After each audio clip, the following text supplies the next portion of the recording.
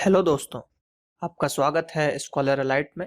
जो लोग ये वीडियो पहली बार देख रहे हैं तो उनसे रिक्वेस्ट है कि आप हमारे चैनल को सब्सक्राइब कर लीजिए ताकि जो भी वीडियोस मैं अपलोड करूंगा आपको नोटिफिकेशन के माध्यम से पता चलता रहे। चलिए स्टार्ट करते हैं। आज हम यहाँ पर पढ़ेंगे भारतीय संविधान और भारतीय राज्य व्यवस्था का जो मैंने मल्टीपल चॉइस क्वेश्चंस की सीरीज स्टार्ट की है, यानी कि एमसीक्यूज चैप्टर वाइज। उसका आज हम पार्ट 4 देखने जा रहे हैं। इसके अंतर्गत अगेन हम 30 क्वेश्चंस को डिस्कस करेंगे जो कि आपके सभी एग्जामों के लिए इंपॉर्टेंट क्वेश्चंस रहेंगे। इसमें हमने प्रीवियस ईयर क्वेश्चंस को भी इंक्लूड किया है और कुछ नए क्वेश्चंस जो हो सकते हैं उसको भी यहाँ पर डाला गया है। तो चलिए स्टार्ट करते हैं। पहला क्वेश्चन देखते हैं। यहाँ पर हमारे पास पहला क्वेश्चन है, मूल संविधान के कौन से भाग में राज्य लोक कल्याण की संकल्पना सम्मिलित की गई है? तो जो राज्य लोक कल्याण की संकल्पना की अगर हम बात करें तो यह बोला गया था आपके राज्य के नीति निर्देशक तत्वों में, यानी कि भाग 4।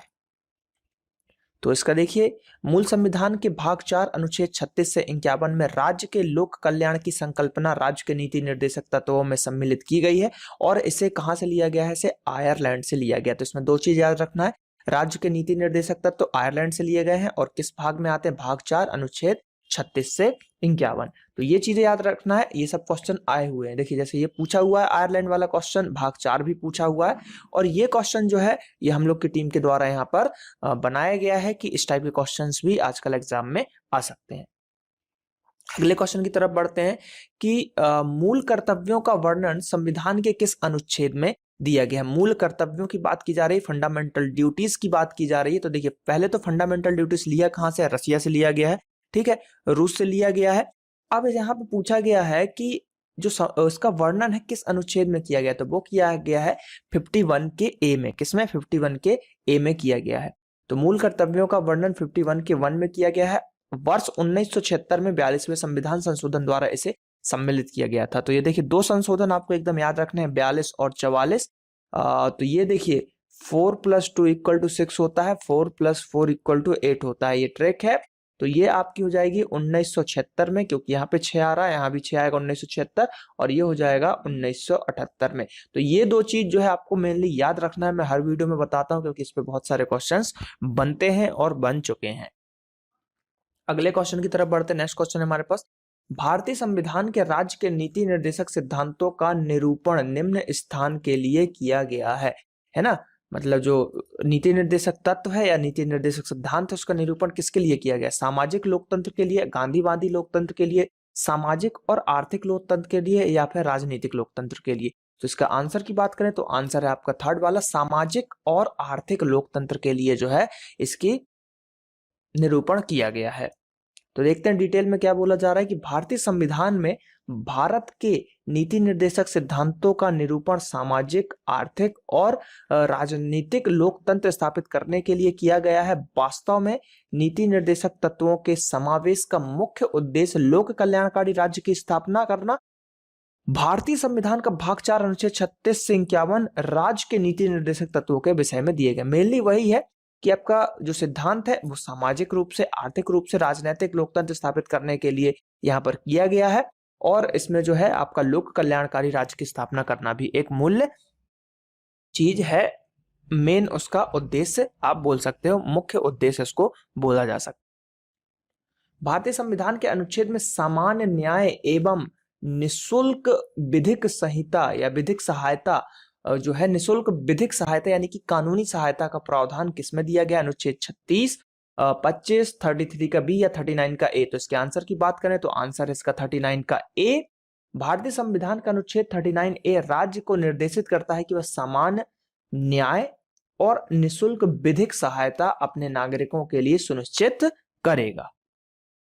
भारतीय संविधान का भाग 4 क्या बताता है? तो भाग 4 बताता है राज्य के नीति निर्देशक तत्व, जो कि आर्टिकल कितना 36 से 51 आपको जो है यहाँ पर याद रखना है।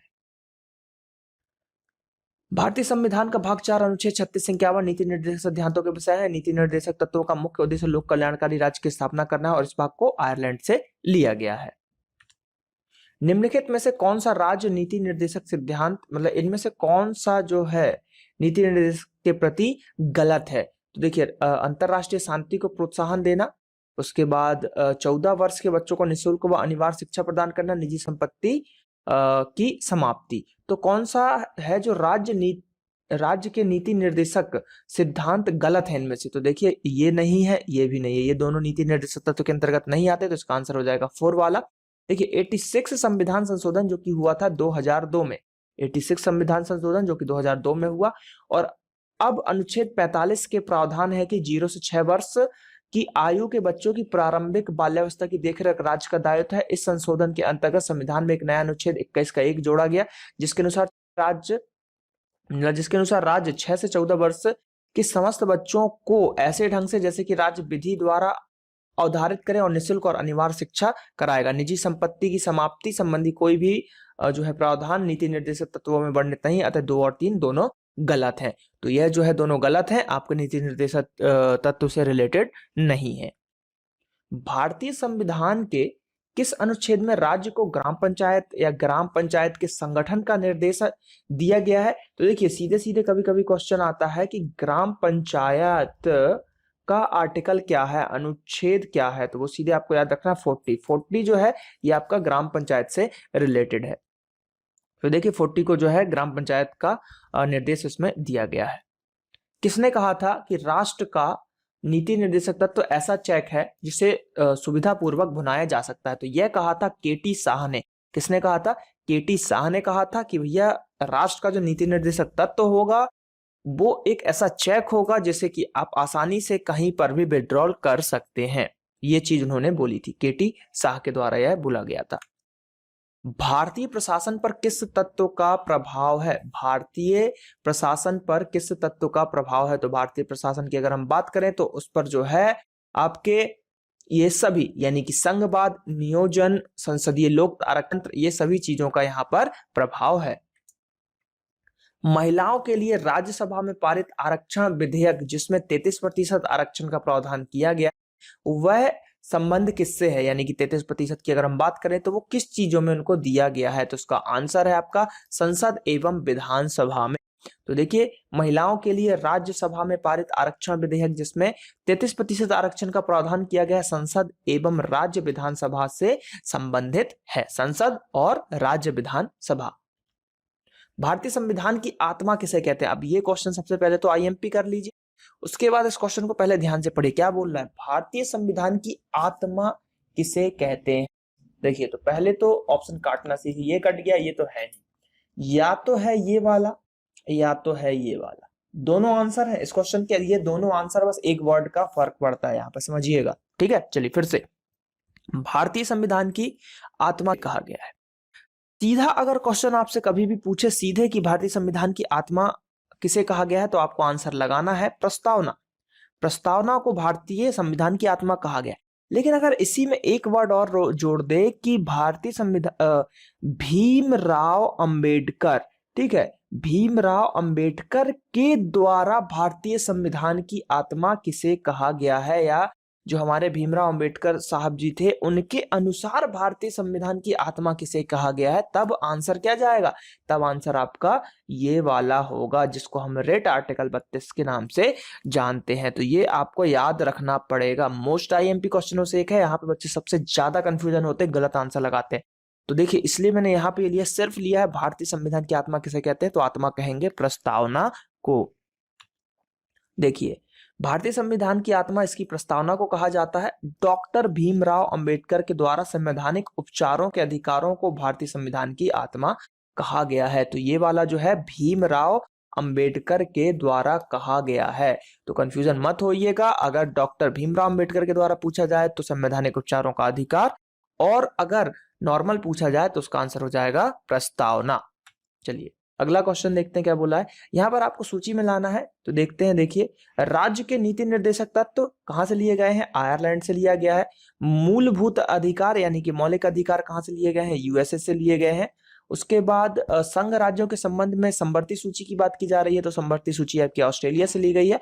और राज्यों के संघ के रूप में भारतवर्ष, जिसमें संघ की सर्वोच्च शक्ति निहित है, तो वो कहाँ से ली गई है? वो कनाडा से ली गई है। और यूनाइटेड किंगडम की अगर बात करें तो यहाँ से क्या लिया गया है? तो यहाँ से जो लिया गया है संसद वगैरह की प्रक्रिया ली गई है। तो यहाँ पे ऑप्शन में नहीं है, चार ही चीज, चार को मिलाना था और पांच आपको दिए गए थे। तो देखिए इसका आंसर क्या होना चाहिए, पहले का होगा थर्ड, दूसरे का हमने फिफ्थ देखा था, थर्ड का है ऑस्ट्रेलिया यानी कि फर्स्ट, और डी वाला जो बचा उसका है कनाडा यानी सेकंड। तो इसका फोर्थ वाला ऑप्शन जो है एकदम सही है।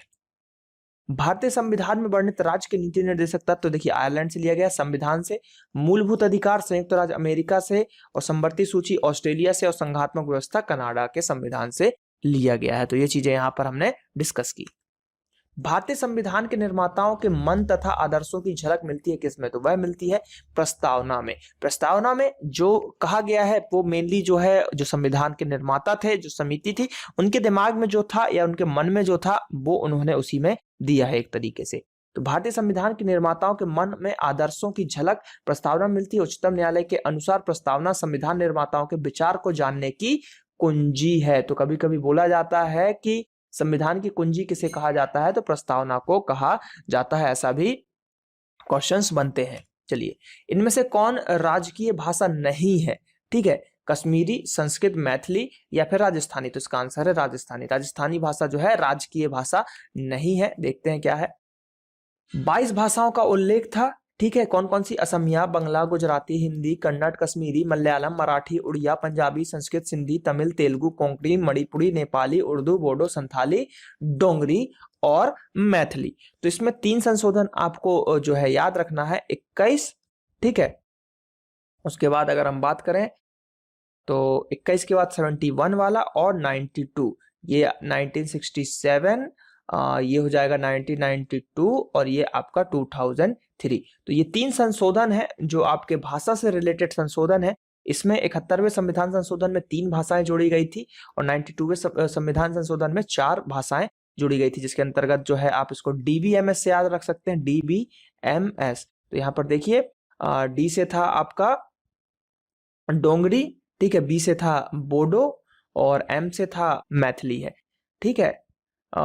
और इसके बाद आप यहाँ पर एस जो था डीबीएमएस, एस से संथाली। तो ये 4 जो है आपके यहाँ पर जोड़े गए थे। तो यहाँ पर ठीक है, यहाँ पर बोडो, संथाली, डोंगरी और मैथिली जोड़ा गया था। एम से मणिपुरी नहीं, वो आपकी मैथिली है। मणिपुरी जो जोड़ी गई थी वो इसमें 71वें संविधान संशोधन में आपका जोड़ा गया था, जिसको हम नमक से रिलेट करेंगे, जिसको हम किससे रिलेट करेंगे, नमक से रिलेट करेंगे। तो इसमें जो माँ है वो है आपका मणिपुरी, नेपाली और कोंकणी। देखिए इसमें 3 जोड़े गए, कौन कौन से, कोंकणी, मणिपुरी और नेपाली। तो इसको हमने नमक से कोड किया है। तो इस तरीके से यहाँ पर आप देख सकते हैं इन 22 भाषाओं को। तो बस आपको ये इनके सन याद रखना है कि 21वां संविधान संशोधन, 71वां संविधान संशोधन और 92वां संविधान संशोधन कैसे कैसे और कब कब हुआ है। चलिए अगले क्वेश्चन की तरफ बढ़ते हैं। निम्नलिखित में से ब्रिटिश संविधान की किस विशेषता को भारतीय संविधान में शामिल किया गया है। निम्नलिखित में से ब्रिटिश संविधान की किस विशेषता को भारतीय संविधान में लागू किया गया है।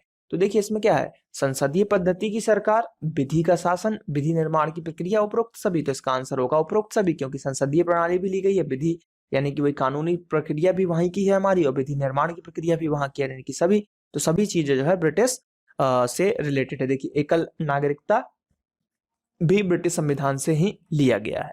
चलिए, समान नागरिक संहिता कॉमन सिविल कोड की अगर हम बात करें तो इस किस राज्य में लागू है। जम्मू कश्मीर में, गोवा में, नागालैंड में, मिजोरम में। तो इसका आंसर है आपका गोवा। समान नागरिकता संहिता उपर्युक्त राज्यों में से मात्र गोवा राज्य में जो है लागू है। राष्ट्रपति के चुनाव का निर्णय कौन करता है। राष्ट्रपति के चुनाव का निर्णय कौन करेगा। सर्वोच्च न्यायालय, संसद, मंत्रिपरिषद, लोकसभा और राज्यसभा। तो इसके आंसर की बात करें तो सर्वोच्च न्यायालय जो है इसका निर्णय करेगा। भारतीय संविधान के अनुच्छेद 71 के 1 में कहा गया है कि राष्ट्रपति या उपराष्ट्रपति के निर्वाचन से उत्पन्न या सशक्त, ठीक है, संसक्त सभी शंकाओं और विवादों की जांच और विनिश्चय उच्चतम न्यायालय द्वारा किया जाएगा और इसका विनिश्चय अंतिम होगा। तो जो भी चुनाव से रिलेटेड जो निर्णय लिया जाएगा सर्वोच्च न्यायालय के द्वारा यहां पर लिया जाएगा। भारत के राष्ट्रपति का चुनाव किस प्रकार का होता है। केवल राज्य के सदस्यों के द्वारा, सदन के दोनों सदनों में सम्मिलित सत्र के द्वारा चुना जाता है, वह सीधे जनता के द्वारा चुना जाता है। उपरोक्त में से कोई नहीं। तो इसका आंसर है उपयुक्त में से कोई नहीं, क्योंकि संविधान के अनुच्छेद 54 में प्रावधान किया गया है कि राष्ट्रपति का चुनाव संसद के दोनों सदनों तथा राज्य विधानसभाओं का निर्वाचन सदस्यों के बने निर्वाचक मंडल द्वारा किया जाएगा। राष्ट्रपति के निर्वाचक मंडल में केंद्र शासित क्षेत्र पुडुचेरी और राष्ट्रीय जो हमारी राजधानी क्षेत्र यानी कि दिल्ली की विधानसभा के निर्वाचन सदस्य भी भाग लेते हैं, और इसमें विधान परिषद का भाग नहीं होता है। तो इसलिए जो ये भी गलत था, ये तीनों गलत थे। और इसमें एक चीज और, 50 अनुमोदक और 50 प्रस्तावक की बहुत ही जरूरत पड़ती है राष्ट्रपति को अपनी जो है सिद्ध करने में। भारत के राष्ट्रपति के निर्वाचन के लिए न्यूनतम आयु कितनी होनी चाहिए? 21 वर्ष, 30 वर्ष, 40 वर्ष या 35 वर्ष? तो राष्ट्रपति के निर्वाचन के लिए न्यूनतम आयु की बात की जा रही, तो न्यूनतम आयु जो होती है वो 35 वर्ष होती है। अनुच्छेद 58 के तहत ये बताया गया है कि न्यूनतम आयु 35 वर्ष पूर्ण कर ली हो। लोकसभा सदस्य निर्वाचित होने के लिए न्यूनतम आयु 25 वर्ष होती है, जो कि ऑलरेडी वो पूरा कर चुका होगा। और राज्यसभा के सदस्य के लिए न्यूनतम आयु 30 वर्ष जो होती है वो सीमा निर्धारित की गई है। तो देखिए ये जो है आपका ये 30 वर्ष राज्यसभा के लिए है और 25 वर्ष आपका लोकसभा के लिए है। तो ये राष्ट्रपति, राज्यसभा और लोकसभा, ये तीनों चीजों के हमने यहाँ पर डिस्कशन किया। राष्ट्रपति पद के उम्मीदवार को इनमें से किसकी योग्यता होना अनिवार्य है? वह संसद का सदस्य हो, वह राज्यसभा हो, वह लोकसभा, मतलब किसकी योग्यता होनी चाहिए उसको? तो उसके पास योग्यता होनी चाहिए लोकसभा, वो लोकसभा का सदस्य मनोनीत होना चाहिए, है ना। देखिए 52 में राष्ट्रपति के पद की व्यवस्था की गई है। राष्ट्रपति देश का संवैधानिक प्रमुख होता है। संविधान के अनुच्छेद 58 के 1 के गांव में यह उल्लेख किया गया है कि राष्ट्रपति को लोकसभा का सदस्य बनने की योग्यता होने पर ही निर्वाचित होने की पात्रता होगी, यानी कि वो लोकसभा का सदस्य बनने योग्य हो तभी उसको राष्ट्रपति के पद के लिए उम्मीदवार चुना जा सकता है। भारत के राष्ट्रपति का चुनाव कितने वर्षों में किया जाता है? तो 5 वर्षों में किया जाता है। ठीक है, चलिए। भारत के राष्ट्रपति के बारे में असत्य क्या है? न्यूनतम आयु 35 सही है, कार्यकाल 8 वर्ष ये गलत है, त्यागपत्र उपराष्ट्रपति को देगा सही है, महाभियोग से हटाया जाएगा ये सही है। तो ये कार्यकाल गलत है, क्योंकि कार्यकाल अभी हमने पढ़ा 5 वर्ष इसका कार्यकाल होता है। ठीक है, चलिए देखिए पॉलिटी का आप डिटेल वीडियो देखिए राष्ट्रपति का, जो कि लगभग आई थिंक पार्ट 10 होगा राष्ट्रपति से रिलेटेड। तो उसमें जो है पूरा बहुत ही अच्छे से राष्ट्रपति को एक्सप्लेन किया गया है, तो डिटेल पार्ट को देख लीजिए, तो ये ऑब्जेक्टिव आपको बहुत इजी लगेंगे। भारत का प्रथम नागरिक कौन होता है? तो भारत का प्रथम नागरिक हमारा राष्ट्रपति होता है, यानी कि भारत का राष्ट्रपति। भारत का राष्ट्रपति होता है राष्ट्र का मुखिया, सरकार का मुखिया, राष्ट्र एवं सरकार का मुखिया, या उपयुक्त में से कोई नहीं। तो इसके आंसर की बात करें तो वह होता है हमारे राष्ट्र का मुखिया। ठीक है, राष्ट्र का मुखिया होता है, जबकि भारत का प्रधानमंत्री सरकार का मुखिया होता है। तो सरकार का मुखिया कौन होगा? प्रधानमंत्री होगा। तो ये दोनों क्वेश्चन आपको याद रखने हैं, राष्ट्र का मुखिया राष्ट्रपति, सरकार का मुखिया प्रधानमंत्री। राष्ट्रपति देश के लिए वैसे हैं जैसे राज्यपाल राज्य के लिए है। तो देखिए ये यहाँ पर जो फिल इन द ब्लैंक्स तरीके का है, तो यहाँ पर राज्यपाल आंसर जाएगा। जिस प्रकार संविधान के अनुच्छेद 53 के अंतर्गत राष्ट्रपति देश की कार्यपालिका का प्रमुख होता है, उसी प्रकार अनुच्छेद 154 के 1 के अंतर्गत राज्यपाल राज्य की कार्यपालिका का प्रमुख होता है। किसका? राज्य की कार्यपालिका का प्रमुख राज्यपाल उपराज्यपाल होता है। और राज्यपाल की नियुक्ति कौन करता है? राज्यपाल की नियुक्ति राष्ट्रपति के द्वारा की जाती है। राष्ट्रपति को पद की शपथ कौन दिलाता है? लोकसभा का अध्यक्ष, उपराष्ट्रपति, भारत के मुख्य न्यायाधीश या प्रधानमंत्री? तो भारत के मुख्य न्यायाधीश जो होते हैं वो उनको शपथ दिलाते हैं। अनुच्छेद 60 के अनुसार राष्ट्रपति या कोई भी व्यक्ति जो किसी कारण से राष्ट्रपति के कर्तव्यों के निर्वहन के लिए नियुक्त किया जाता है, वह अपना पद ग्रहण करने से पूर्व भारत के मुख्य न्यायाधीश या उसकी अनुपस्थिति में सर्वोच्च न्यायालय में उपलब्ध वरिष्ठतम न्यायाधीश के समक्ष अपने पद की गोपनीयता की शपथ लेते हैं। तो चीफ जस्टिस ऑफ इंडिया के द्वारा जो है राष्ट्रपति को शपथ दिलाई जाती है। ये मोस्ट आईएमपी क्वेश्चनों में से एक है, कई बार यह क्वेश्चन पूछे गए हैं। भारत का राष्ट्रपति सदस्य है, भारत का राष्ट्रपति सदस्य है खालिस्तान का, किसका? लोकसभा का, किसी विधानसभा का, राज्यसभा का, या इनमें से कोई नहीं, यानी कि किसका सदस्य है वो पूछा गया है। तो इसका आंसर है इनमें से कोई नहीं, वो किसी का सदस्य नहीं है। भारत का राष्ट्रपति लोकसभा, राज्यसभा अथवा किसी भी विधानसभा का नहीं होता। अनुच्छेद 58 में किसी व्यक्ति के राष्ट्रपति के रूप में निर्वाचित होने के लिए उसे लोकसभा के सदस्य के रूप में निर्वाचित होने की योग्यता होनी चाहिए। लोकसभा के लिए वो निर्वाचित हो सकता है, ये उसकी योग्यता होनी चाहिए, लेकिन निर्वाचित होगा नहीं, क्योंकि वो राष्ट्रपति के पद पे ऑलरेडी है। निम्नलिखित में से किसने भारत के कार्यकारी राष्ट्रपति के रूप में कार्यभार संभाला? बीबी गिरी, एच.एम. हिदायतुल्ला या फिर बी.डी. जत्ती या ये सभी? तो इसका आंसर है ये सभी। बीबी गिरी, एच.एम. हिदायतुल्ला तथा बी.डी. जत्ती ने कार्यकारी के रूप में कार्यभार संभाला था। तो ये आपको जो है यहाँ पर याद रखना है, तीनों ने संभाला था। राष्ट्रपति का अभिभाषण तैयार किया जाता है राष्ट्रपति के विशेष सचिव के द्वारा, संसदीय मामलों के मंत्री के द्वारा, लोकसभा के स्पीकर तथा राज्यसभा के सभापति के द्वारा संयुक्त रूप से, प्रधानमंत्री उसके मंत्रिमंडल के द्वारा।